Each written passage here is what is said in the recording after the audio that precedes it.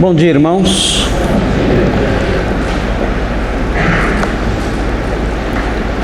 Irmãos, nós estudamos na nossa igreja livros bíblicos inteiros, né? O nosso costume já há vários anos.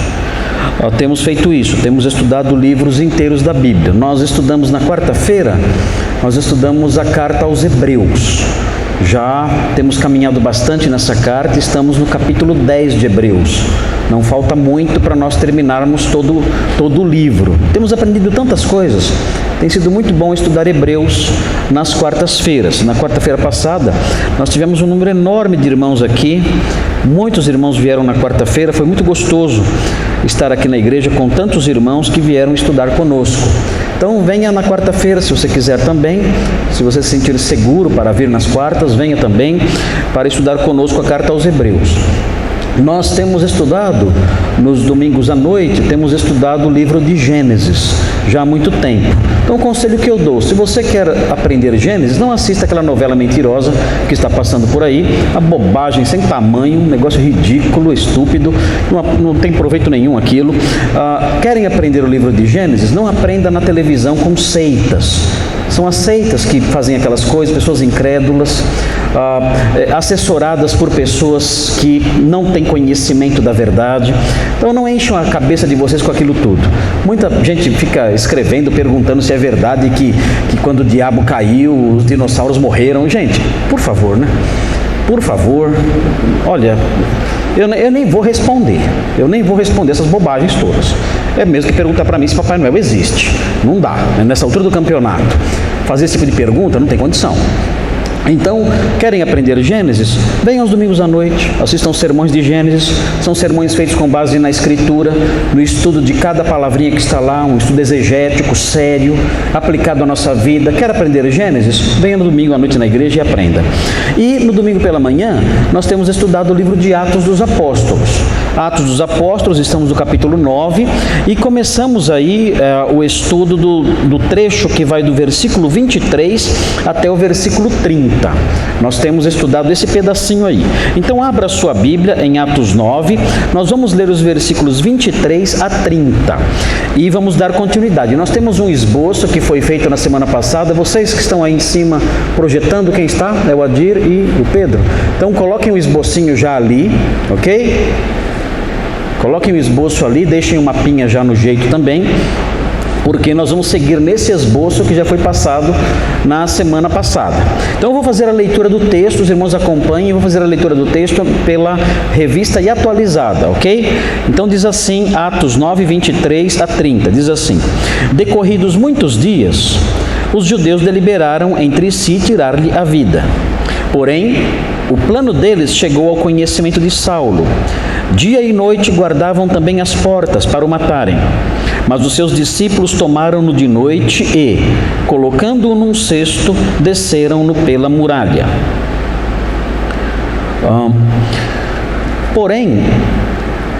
Desculpem. Tendo chegado a Jerusalém, procurou juntar-se com os discípulos todos, porém o temiam, não acreditando que ele fosse discípulo. Mas Barnabé, tomando consigo, levou aos apóstolos e contou-lhes como ele vira o Senhor no caminho, e que este lhe falara, e como em Damasco pregara ousadamente em nome de Jesus. Estava com eles em Jerusalém, entrando e saindo, pregando ousadamente em nome do Senhor. Falava e discutia com os helenistas, mas eles procuravam tirar-lhe a vida. Tendo, porém, isto chegado ao conhecimento dos irmãos, levaram-no até Cesareia e dali o enviaram para Tarso. Muito bem, nós fizemos o esbocinho desse trechinho aí, mostrando as primeiras dificuldades enfrentadas por Saulo. As principais dificuldades, as dificuldades iniciais, as primeiras dificuldades que Saulo de Tarso enfrentou depois de convertido. Nós olhamos aí a primeira delas, o ódio mortal por parte dos incrédulos, que está aí nos versículos 23, 24 e 25. esse ódio mortal, coloquei aqui ódio mortal, isso aqui não é um exagero. Nós aprendemos que eles realmente quiseram matá-lo, era um ódio assassino. A disposição dos incrédulos ali em Damasco era para matar o apóstolo Paulo. Isso, o texto aqui fala dos judeus que fizeram isso, mas nós aprendemos, nós fizemos uma comparação entre essa narrativa e o texto de Gálatas 1, de 15 a 18. Os irmãos devem se lembrar disso, os irmãos que estavam aqui na semana passada. Nós comparamos o texto de Atos 9, 23 a 25, nós comparamos com Gálatas 1, de 15 a 18. E nós aprendemos então que o apóstolo Paulo, em algum momento, quando ele estava em Damasco, nós não sabemos precisar o momento exato, não sabemos, entre os versículos 19 e 23, em algum momento aí, dentro dessa narrativa, o apóstolo Paulo foi para a Arábia e depois voltou para Damasco. É o que ele fala em Gálatas. Gálatas 1, 15 a 18, ele fala isso. Mas Lucas não explica onde ele foi exatamente, nem diz em Atos que ele foi, ele sequer menciona essa ida. E nós também não sabemos o que ele foi fazer na Arábia. O que nós sabemos é que ele foi para a Arábia, ficou algum tempo lá em alguma região ali da Arábia, em algum lugar específico da Arábia, e depois voltou para Damasco, e ele só foi para Jerusalém, que é mencionado aí no finalzinho do nosso texto. O texto fala aí no versículo 26, que ele chegou em Jerusalém, e nós aprendemos em Gálatas que ele só foi para Jerusalém cerca de 3 anos depois. Então, aqui na narrativa de Atos, a impressão que dá é que as coisas aconteceram em 3 ou 4 dias. Que ele chegou em Damasco, se converteu, começou a pregar, mas logo veio a perseguição e ele fugiu para Jerusalém, acontecendo aí tudo isso aí uma semana, 3 dias, uma semana ou um mês no máximo. Não foi assim. Nós aprendemos, comparando os textos bíblicos, a narrativa de Lucas e a narrativa do próprio apóstolo Paulo, que ele foi para Damasco, ele se converteu ali no caminho de Damasco, entrou em Damasco, começou a pregar em Damasco, decorreram muitos dias, nós aprendemos aí, o texto no versículo 23 fala, decorridos muitos dias. Depois, Gálatas fala que isso envolveu mais ou menos 3 anos, pelo menos, e envolvendo inclusive uma ida para a Arábia. Então, nós estamos aqui diante de um trecho que abrange uma porção grande de tempo.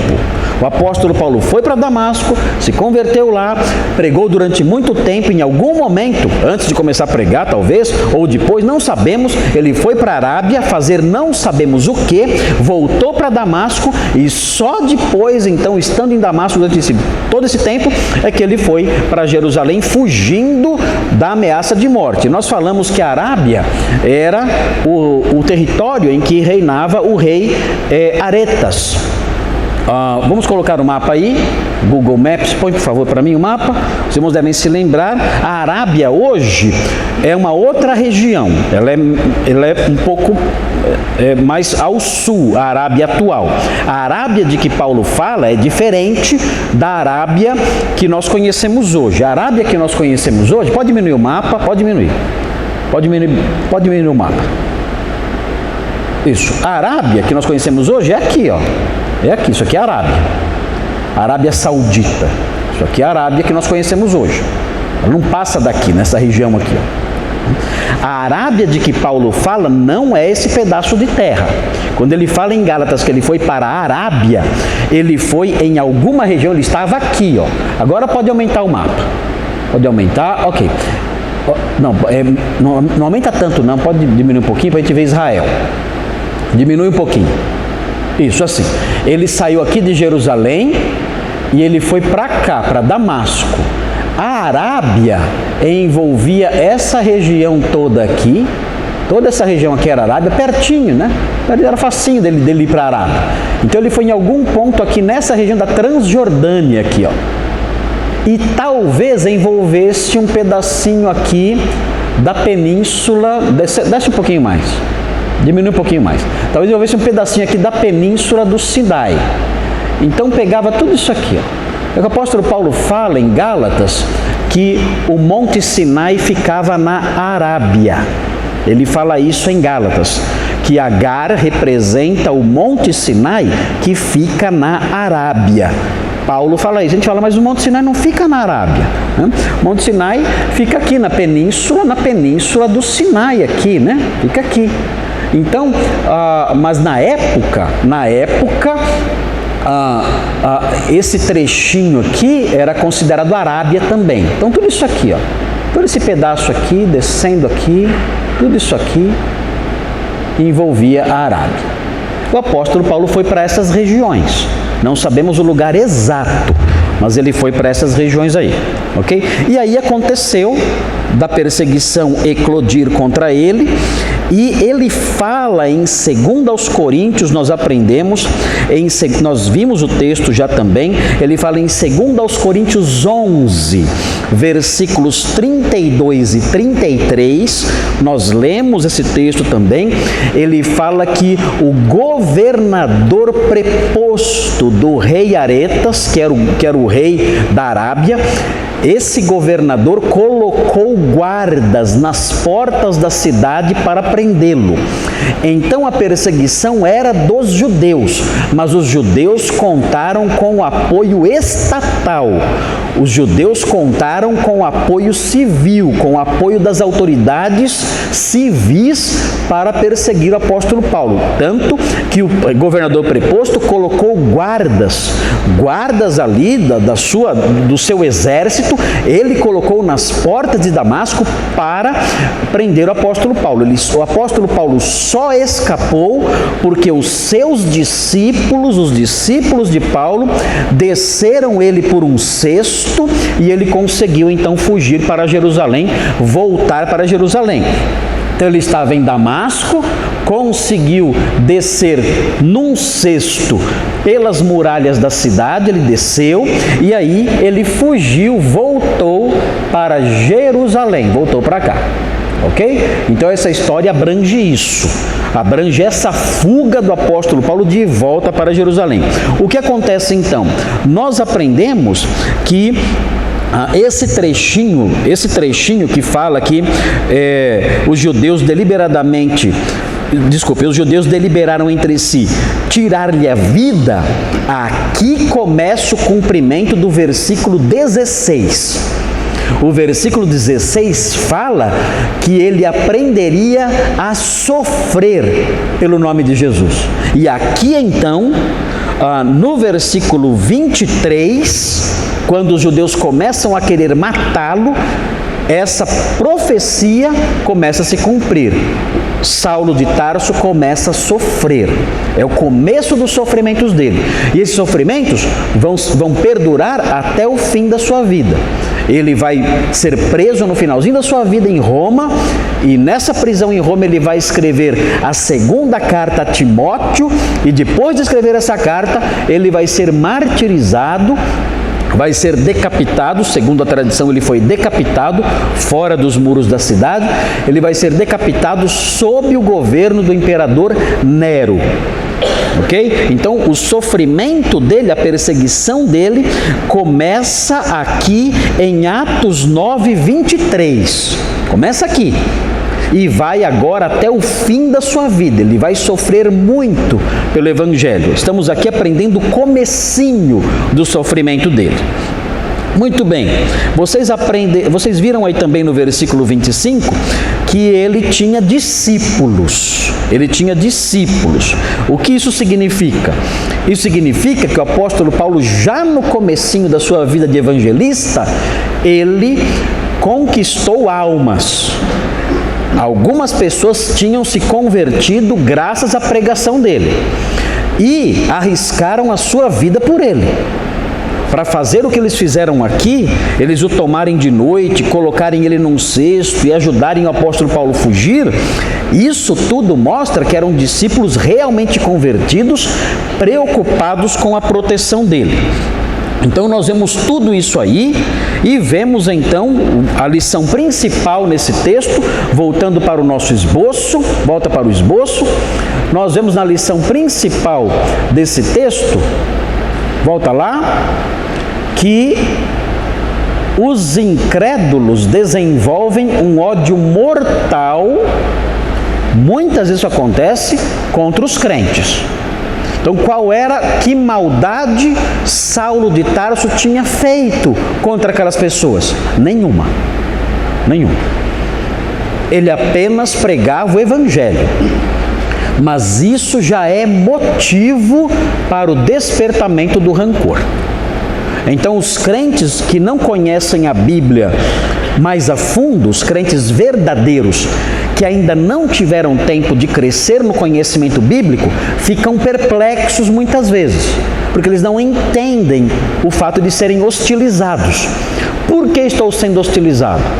O que está acontecendo? Que mal eu estou fazendo para essas pessoas? Que mal eu estou fazendo para os meus pais, para os meus irmãos, para os meus tios, para os meus primos, para os meus vizinhos, para os meus colegas da escola, para os meus colegas do trabalho? Que mal eu estou fazendo para eles, para que eles me hostilizem tanto, me persigam, zombem de mim, queiram o meu mal? Não estou entendendo esse rancor. O que eu estou fazendo contra eles?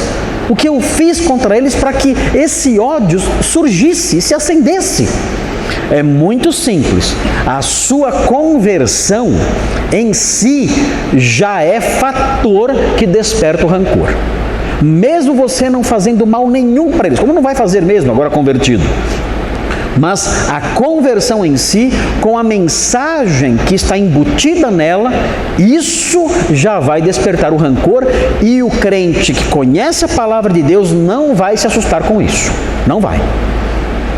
Isso vai acontecer, ele vai dizer assim: estava demorando. É o que ele vai dizer. Se ele conhece a palavra de Deus, ele vai dizer: estava demorando. Aliás, estou preocupado porque demorou até demais. Demorou até demais. Eu acho que eu não estava vivendo uma vida correta, porque demorou muito para esse ódio se acender.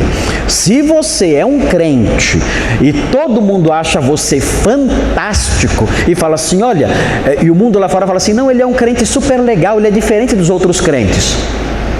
Não tome isso como um elogio.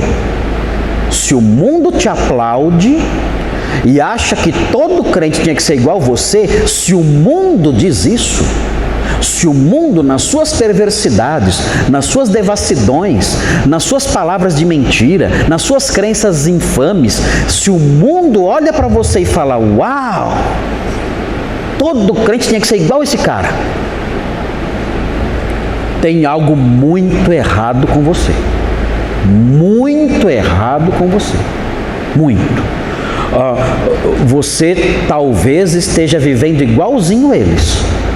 E por isso, então, eles gostam tanto de você. Porque o crente que vive o Evangelho e fala do Evangelho e obedece o Evangelho, ele vai despertar rancor por parte dos incrédulos. Ok? Muito bem. Vamos então agora, nós vimos isso na semana passada.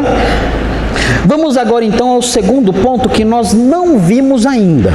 Agora vem o segundo ponto, está aí versículos 26 e 27.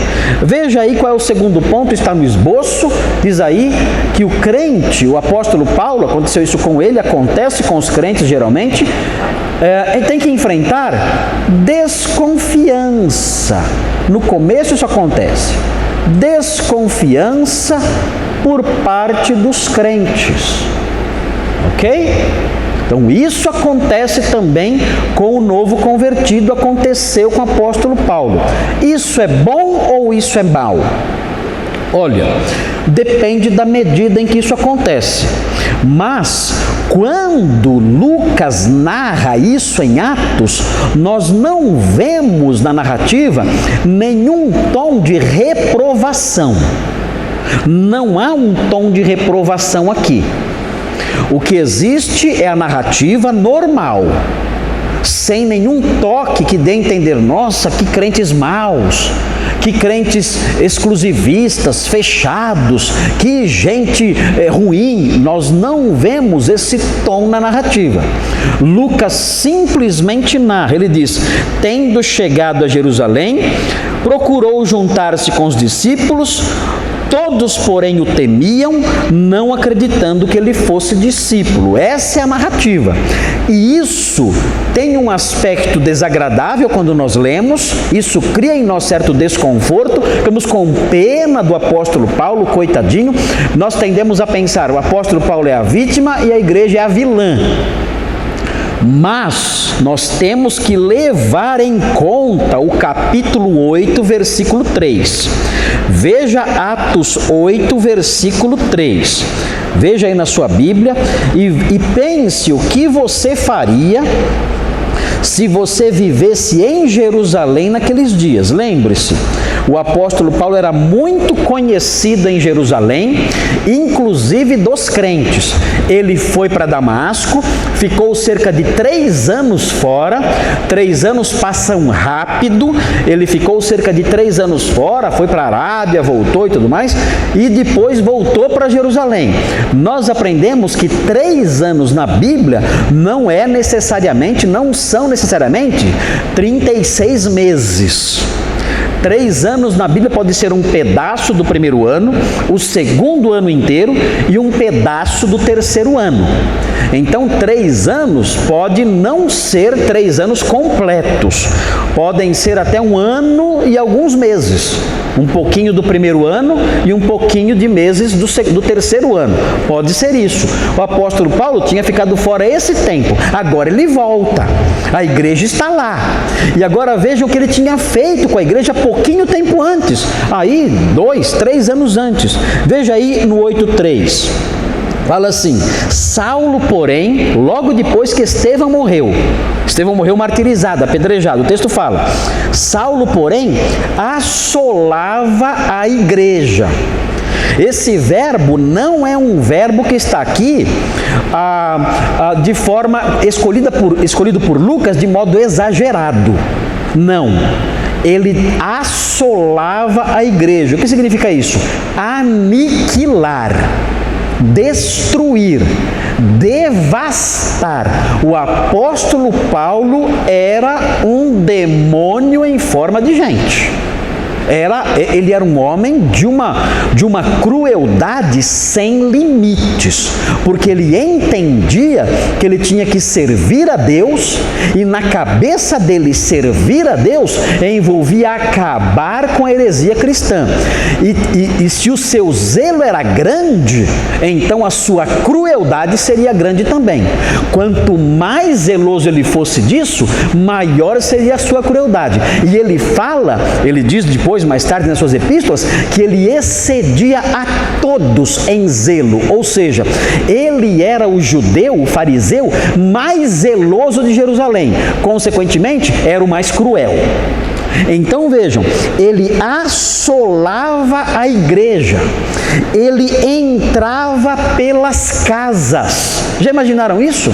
Onde as reuniões aconteciam. Ele entrava, ele invadia as casas e fazia o quê? Ele arrastava. Veja a figura aqui, imagine isso, a gritaria, o choro, o desespero. Ele arrastava homens e mulheres e encerrava-os no cárcere, onde eles ali passavam fome, sofrimento. Ele açoitava esses crentes na sinagoga, e na hora das decisões referentes a eles, ele dava o seu voto em favor da morte, porque a blasfêmia, que segundo ele os crentes perpetravam e enunciavam, essa blasfêmia merecia a morte. Então Saulo de Tarso era o terror dos crentes de Jerusalém. Quando ele chega então de volta, um ano e pouco depois, ou talvez até 3 anos mesmo depois, é claro que eles teriam medo, é claro.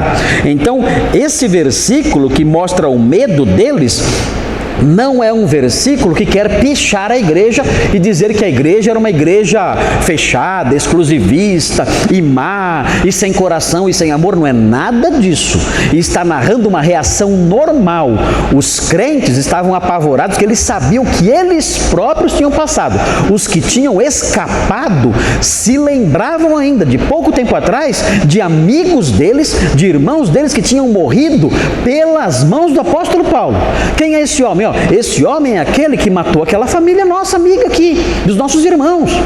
Foi ele quem matou o irmão tal, foi ele quem matou a irmã tal, foi por causa dele que aquela família de crentes foi morta aqui em Jerusalém. Esse homem é terrível, nós temos que tomar cuidado, isso é uma sutileza, ele está querendo nos enganar para descobrir quem são exatamente os cristãos e devastar mais e mais a igreja. Esse era o medo deles, e isso era normal. Lucas não está falando mal disso aí, ok? Era normal que eles tivessem medo. E aliás, existe aqui, como eu disse para vocês, existe aqui algo de virtuoso. E o que é? É a cautela no recebimento de pessoas novas na igreja. E isso desapareceu da igreja cristã. E a igreja cristã não tem sido mais cuidadosa no recebimento de pessoas desconhecidas. E por causa disso, a igreja cristã tem se corrompido por falta de cautela.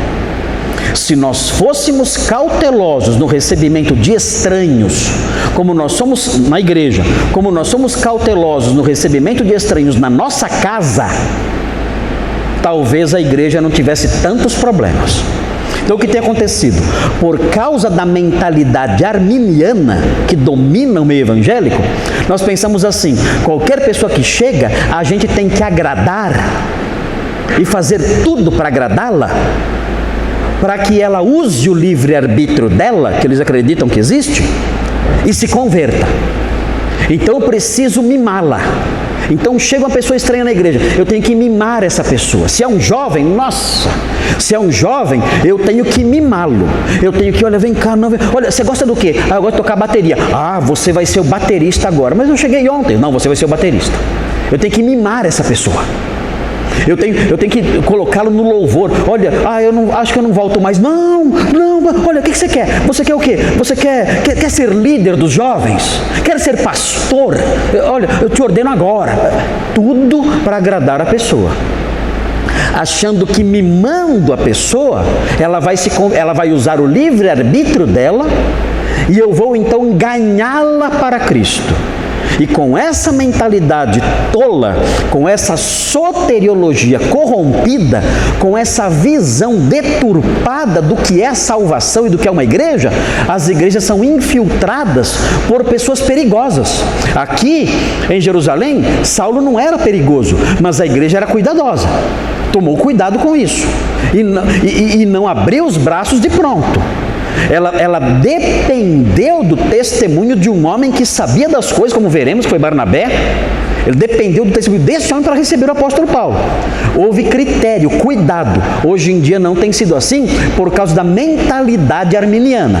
Chega qualquer pessoa na igreja, eu tenho que mimar essa pessoa. Tem que mimar. Ah, eu gosto muito, na outra igreja que eu ia, a gente jogava ping-pong. Vamos comprar uma mesa de ping-pong para segurar essa pessoa aqui.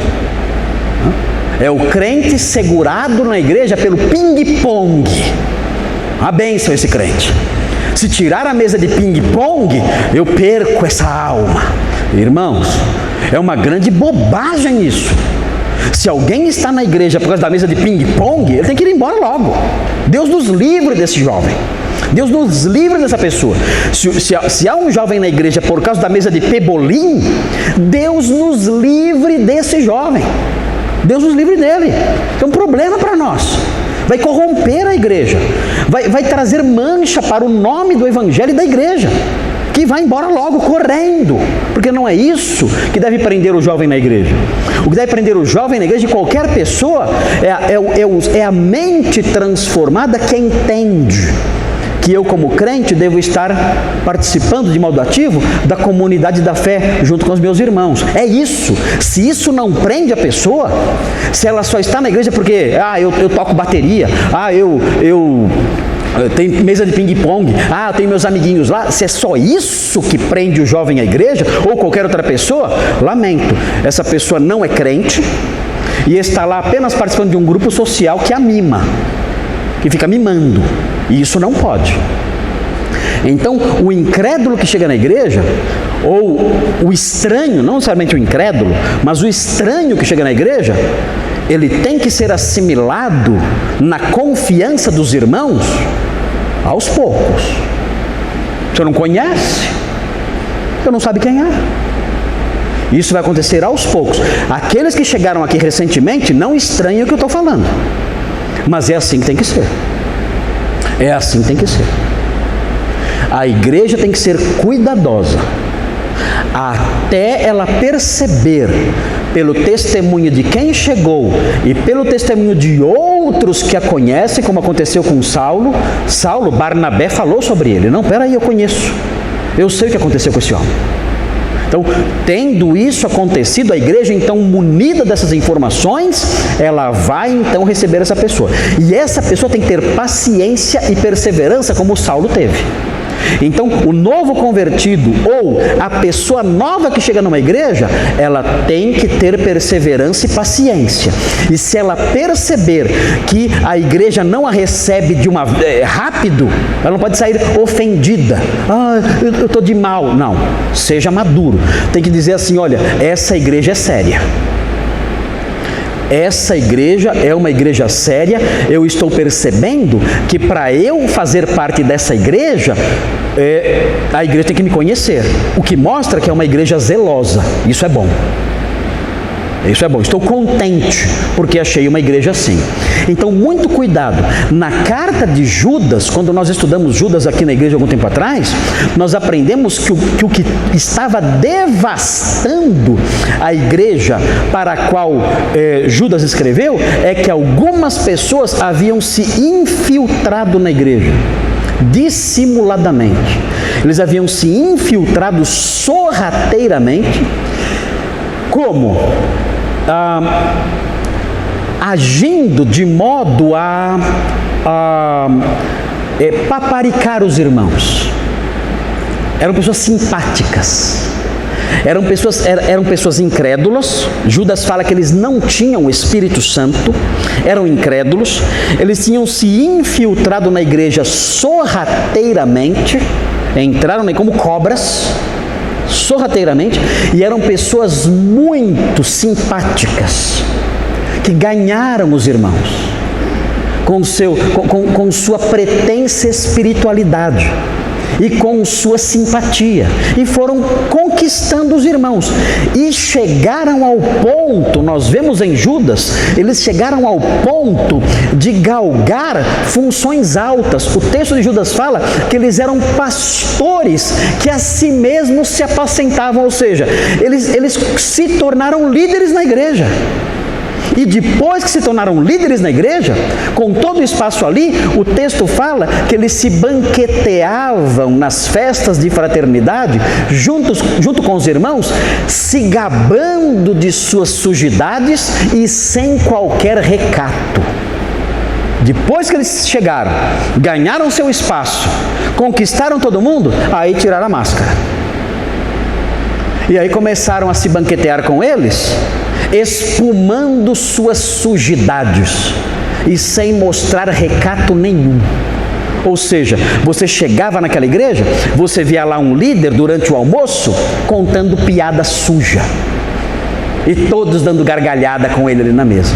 Como esse homem chegou a esse ponto? Simples, a igreja foi descuidada.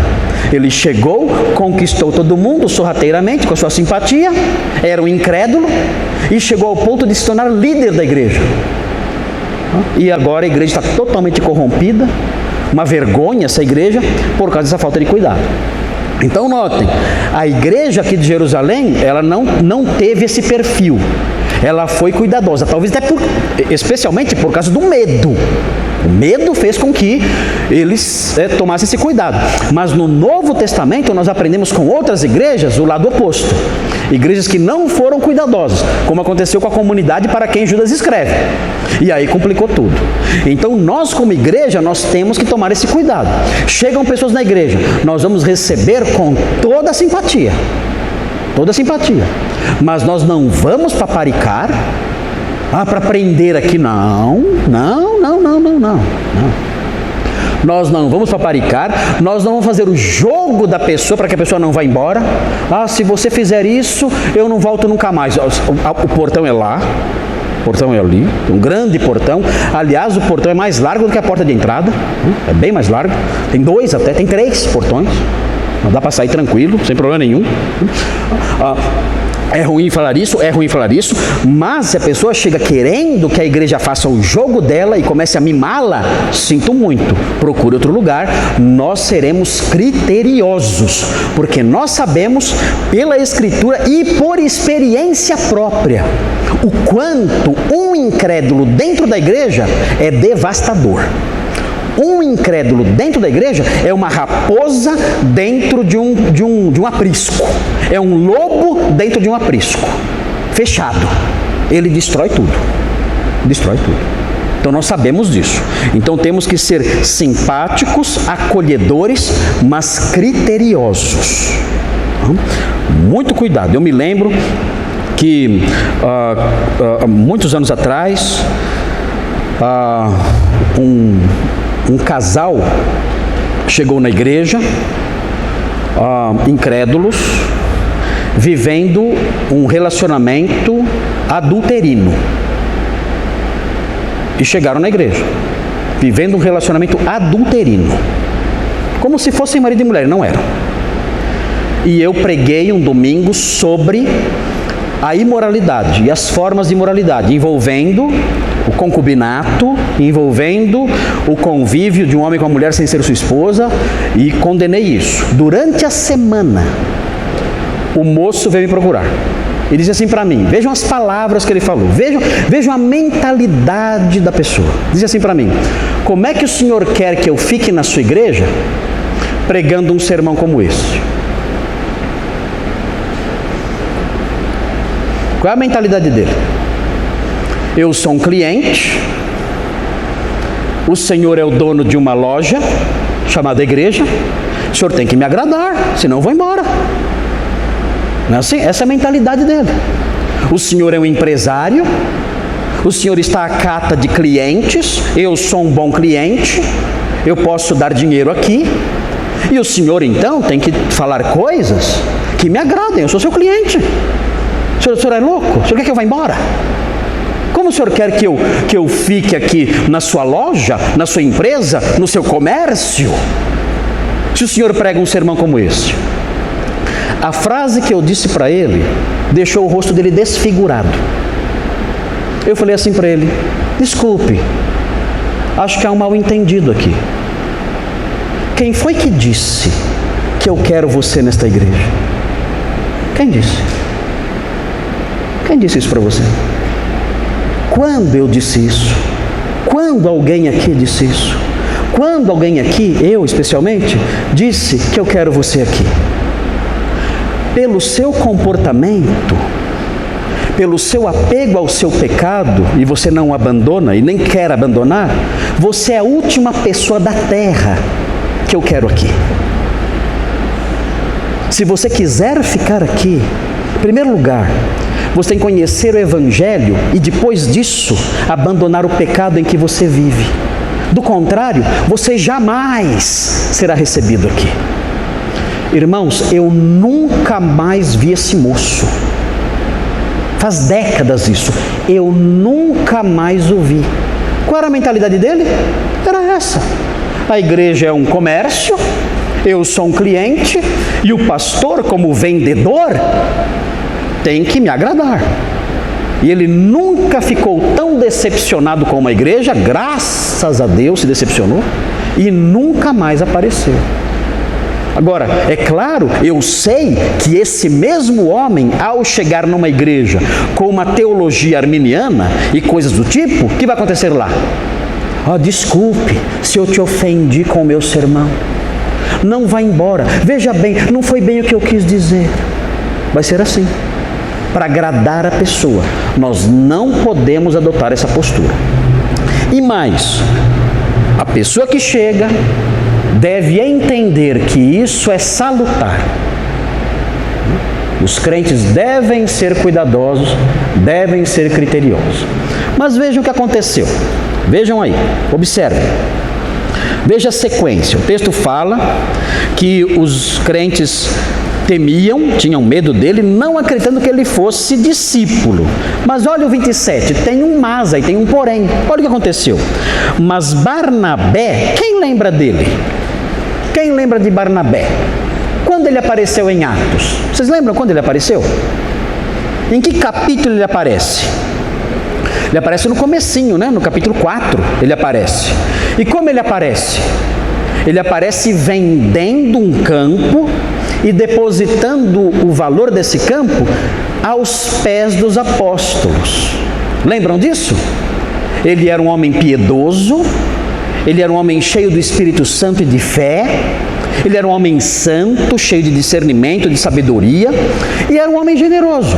Na época, na igreja de Jerusalém, havia grandes necessidades materiais, e muitas pessoas então faziam isso, vendiam seus bens e depositavam aos pés dos apóstolos, ou seja, entregavam para os apóstolos para que eles administrassem aquilo e fizessem com que o dinheiro chegasse a pessoas necessitadas. Isso deu problema? Deu problema porque as viúvas de fala grega começaram a ficar de fora da distribuição, tiveram que criar um conselho diaconal com 7 homens ali que distribuíssem melhor os víveres, e deu outro problema também. O que aconteceu? Quando Barnabé deu a sua oferta, um casal, Ananias e Safira, eles quiseram também galgar uma certa posição e mentiram. Venderam um campo, deram um pouquinho, deram metade talvez do valor, não sabemos quanto foi, e disseram: aqui está tudo o que nós conseguimos com a venda. E era mentira. Pedro falou: olha, vocês não precisavam ter dado nada, vocês poderiam guardar o dinheiro para vocês, não é obrigado. Ninguém tem que dar dinheiro na igreja por obrigação. O dinheiro trazido aqui, Pedro estava dizendo, o dinheiro trazido aqui é voluntário. Se vocês guardassem o dinheiro, não estaria com vocês? Vocês tinham que mentir? Não precisavam mentir. Vocês poderiam dizer: olha, estou dando um pouco, estou dando um décimo, estou dando 50%, estou dando 90%, não estou dando nada. Vocês poderiam ter feito o que vocês quisessem. Não era para ter mentido. Vocês mentiram ao Espírito Santo e vocês vão pagar por isso. E os dois morreram. Então, o que Barnabé fez deu ensejo a essa história e gerou grande temor entre os irmãos. Então, ele era um homem importante na igreja e conhecido também. O que acontece então?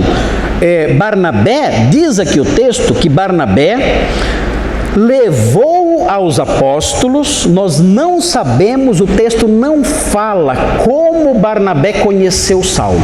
Não sabemos. Como ele conheceu Saulo? Não sabemos. Onde estava Barnabé? Será que estava em Damasco, fazendo alguma coisa? Não sabemos. Não sabemos como ele teve contato ao ponto de ter essa confiança. Mas ele levou aos apóstolos e veja, ele contou-lhes como ele vira o Senhor no caminho. Certamente ele soube disso, porque Saulo contou para ele. Saulo disse: olha, Barnabé, aconteceu algo comigo que mudou minha vida. E contou para ele sua experiência em Damasco, no caminho de Damasco. Aí prossegue: e que este lhe falara, ele contou o que Jesus disse. Barnabé só ouvindo. Olha, interessante isso. Esse homem não está inventando essa história. Essa história é realmente uma história que mostra a ação do Senhor sobre a vida dele. E veja, a evidência maior. E como em Damasco pregara ousadamente em nome de Jesus. Isso aqui não dava para o apóstolo Paulo fingir. Não dava para o apóstolo Paulo fingir isso. Eu vou fingir que eu sou um pregador do evangelho e vou sofrer fingidamente por causa... Não tem como. Ele foi ameaçado de morte, teve que fugir num cesto. Então Barnabé sabia dessa história. Como? Não sabemos como.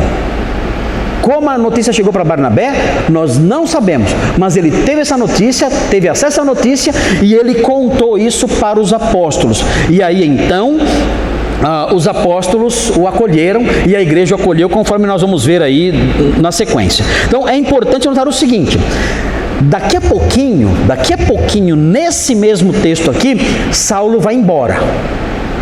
Ele vai embora e vai sumir de novo. E ele só vai aparecer de novo no capítulo 11, versículo 25 e 26.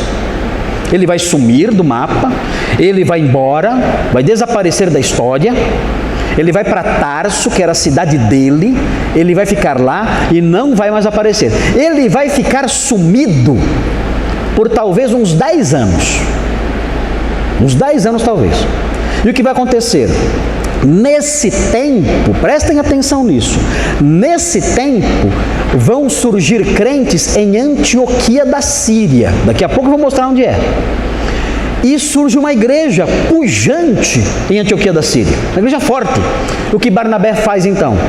O mesmo Barnabé que apresentou Saulo aos apóstolos em Jerusalém, ele vai até Tarso e pega e encontra Saulo de Tarso. E fala: Saulo, lembra de mim? Eu sou Barnabé, natural de Chipre. Assim que ele é conhecido, né? Eu sou Barnabé. Ah, claro que, como vou esquecer de você? Você me ajudou lá em Jerusalém. Estou imaginando o diálogo, tá?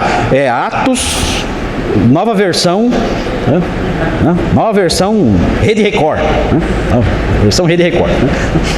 Vai encontrar: ah, claro que eu me lembro de você, claro que eu me lembro. Olha, em Antioquia surgiu uma igreja dinâmica, viva. Saulo, vamos para lá comigo. Nós vamos ajudar essa igreja. Nós vamos ser mestres nessa igreja, ensinar nessa igreja. É uma congregação nova, ela precisa de nós, eu preciso de você lá. Você vem comigo? Vamos para Antioquia? Saulo disse: vamos. E foram para Antioquia. Irmãos, essa decisão foi extraordinária. Sabe por quê? Porque eles foram para Antioquia. Isso vem depois em Atos. Atos vai mostrar isso depois no capítulo 13. Eles foram para Antioquia e começaram a ensinar ali. Num dado momento, eles estavam reunidos. O Espírito Santo disse o seguinte: separem-me Saulo e Barnabé. Eles já se conhecem, faz muito tempo. Foi Barnabé quem inseriu Saulo, apresentou Saulo aos apóstolos em Jerusalém. Foi Barnabé que foi buscar Saulo em Tarso, depois de 10 anos de silêncio, de obscuridade. E eles estão aqui agora. Separem esses dois, porque eu tenho uma obra para eles realizarem. Que obra era essa? A primeira viagem missionária. A primeira viagem missionária do apóstolo Paulo.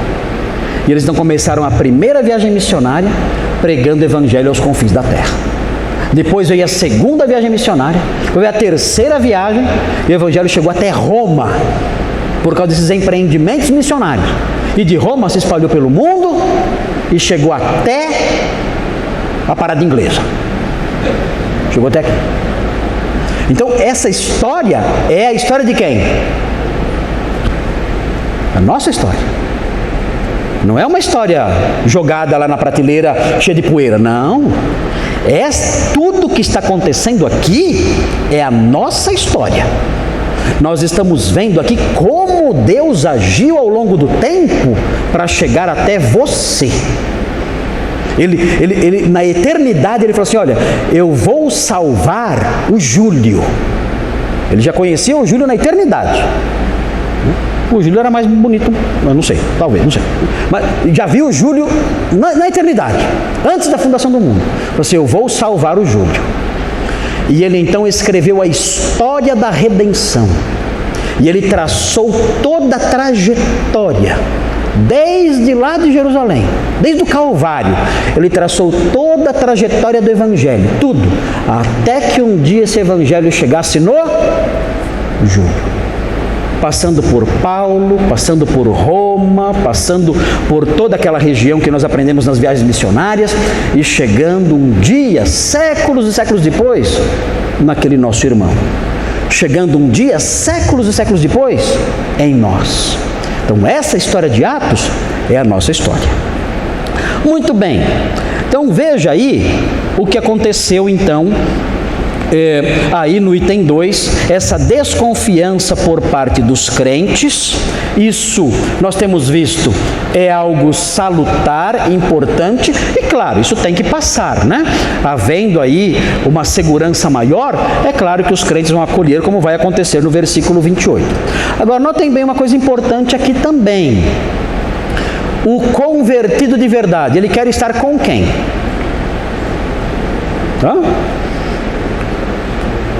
Com quem o convertido de verdade quer estar? Olha o 26. Olha o 26. Tendo chegado a Jerusalém, o que ele fez? Com quem o convertido de verdade quer estar? Com quem? Com quem ele se sente bem? A quem ele procura, mesmo sabendo que vai ter problemas? Quem? O texto fala, procurou juntar-se com os discípulos. Esse é o crente de verdade. Crente pirata faz o quê? Me converti, mas eu fico em casa. Desculpe, isso não existe na Bíblia. Isso não existe. O crente de verdade, ele passa por uma transformação dentro dele, e essa transformação tem implicações sociais. Ele precisa, tem necessidade de estar com os irmãos. Se ele se afastar dos irmãos, ele começa a sentir um desconforto dentro dele. Ele começa a sentir uma fome. Ele precisa estar com a sua igreja, ele precisa. Ele precisa estar sob orientação dos pastores que Deus colocou, em comunhão com os irmãos que Deus santificou. Ele precisa disso. As amizades lá fora não suprem isso para ele. Não tem como. Não tem jeito. Esse é o crente de verdade. Crente de verdade não vai à igreja pela orelha. Não vai. Se tem lá na igreja um crente que o pastor, ao longo de 1 ano, 2 anos, 3 anos, 4, tem que dizer, irmão, você tem que ir na igreja. Não é possível, você tem que começar a frequentar mais a igreja. Você é muito distante, você vai à igreja uma vez a cada biênio. Né? Você tem que ir à igreja, irmão. Se isso acontece, esse pastor pode tranquilamente desconfiar da conversão dessa pessoa. Tranquilamente. Não é normal. Isso não é normal. Não é normal um crente que tem que ir à igreja arrastado pela orelha. Não é normal o crente que qualquer coisa é pretexto para não ir à igreja. Não é normal isso. O crente, ele precisa. Paulo aqui, Saulo, ele sabia que seria hostilizado, evitado, seria repudiado, mas ele queria estar com os irmãos. É essa atitude do crente mesmo. Crente que vai para a igreja arrastado, essa pessoa tem que avaliar se nasceu de novo mesmo. Tem que avaliar. Quando isso acontece por um tempo, um tempo curto de desânimo, mas acontece. De um tempo curto de desânimo, enfrentou um problema na igreja, está triste porque houve uma intriga, uma briga, o pastor cometeu uma falha, o irmão cometeu uma falha, eu desanimei. Isso dura um tempo, mas quando você conhece um crente, que entra ano, sai ano, entra ano, sai ano, entra ano, sai ano, e essa pessoa vem à igreja só quando aparece um cometa no céu, ou quando ela tem uma revelação especial, não tem condição. Às vezes acontece de eu exortar alguns irmãos que não vêm à igreja, e aí eles começam a vir, e isso a exortação dura, o efeito da exortação dura assim no máximo 1 mês, 2. Se chegar a 2 eu estou contente, mas o efeito da exortação é curto. A pessoa vem, começa a vir 1 mês e pouquinho já, aí cai de novo no desmazeiro. Se esse é o perfil comum, normal não é, né? Mas comum na vida de alguém da igreja, essa pessoa tem que avaliar se nasceu de novo. Tem que avaliar. Porque isso não reflete mudança de coração. Não reflete. Ok, então vejam aí, na sequência, o que acontece então? Nós chegamos então, em face disso tudo, nós chegamos no item 3, conspirações, nós vemos aqui, conspirações por parte dos ex-amigos. Qual é a diferença do 1 e do 3? Qual é a diferença entre o 1 e o 3? Tem diferença, não tem? Ou não? Eu só mudei as palavras. Qual é a diferença entre 1 e o 3? Você falou, Júlio? Qual é? Essa é a diferença. No 1, são os incrédulos em geral. Incrédulo que nem você conhece direito. Incrédulo que você nunca viu. Você fala que é crente, ele nem te conhece, já tem raiva de você, já tem bronca. Aqui é pior. Aqui, esse item 3 é pior. Por que o item 3 é pior?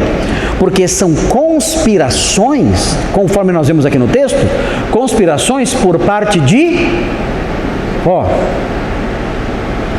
pessoas que você conhece por anos e anos e anos a fio, amigos seus, pessoas com quem você cresceu, amigos de infância, parentes ali com quem você conviveu, com quem você viajou, com quem você foi ao restaurante. É esse tipo de gente que estamos falando aqui. Pessoas que foram amigas próximas, que estiveram ali na sua casa, conversando com você, abraçando você nas suas festas de aniversário, nos seus passeios, nos seus trabalhos. É esse tipo de gente, não são estranhos, são pessoas queridas, de longa data. Veja aí o texto, nós vamos parar, na semana que vem eu continuo. Mas vejam aí o texto, olha aqui, estava com eles em Jerusalém, entrando e saindo, na semana que vem eu explico o que significa essa expressão, entrando e saindo, pregando ousadamente em nome do Senhor, ele continuou pregando, outra evidência da salvação dele, falava e discutia com os helenistas. Quem eram os helenistas? Nós veremos na semana que vem. Os helenistas nós já aprendemos, na verdade, alguns meses atrás, eles eram judeus de fala grega. Inclusive, havia uma sinagoga, que nós veremos no capítulo 6, versículo 9, havia uma sinagoga que era dos da Cilícia. Agora, Saulo era de que cidade? Tarso. Tarso era onde? Na Cilícia. Ou seja, havia judeus ali em Jerusalém que eram da cidade de Saulo de Tarso. E Saulo nasceu em Tarso e foi criado em Jerusalém, de acordo com o testemunho dele. Ele conhecia aquelas pessoas, cidadãos da terra dele, desde criança. Desde criança. E vejam, mas eles procuravam tirar-lhe a vida. Não dá para acreditar. Qual seria a sinagoga que Saulo frequentava antes de ser crente? Era essa. Era a sinagoga dos helenistas, especialmente dos da Cilícia. Era essa que ele frequentava. Ele sentava com aquelas pessoas. Ele cresceu sentando-se ao lado delas e estudando e lendo as escrituras na sinagoga com essas pessoas. Era conhecido.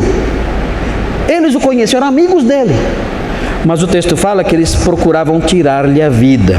E aí nós vemos a sequência, que nós vamos ver melhor na semana que vem. Mas tudo isso a gente vai ver o mapa direitinho, para onde ele foi, onde era Cesareia, que ele fugiu para Cesareia. De Cesareia ele foi para Tarso, onde era Tarso. Nós vamos ver tudo isso aí no mapa direitinho na semana que vem. E na semana que vem nós terminamos esse ponto e damos sequência então à história, vendo aí o versículo 31 e seguinte. Mas o apóstolo Paulo vai sumir de novo, hein? Não se assuste. Ele vai desaparecer da história de novo, vai sumir, mas vai aparecer de novo no capítulo 11. No capítulo 11 ele aparece, aí não some mais.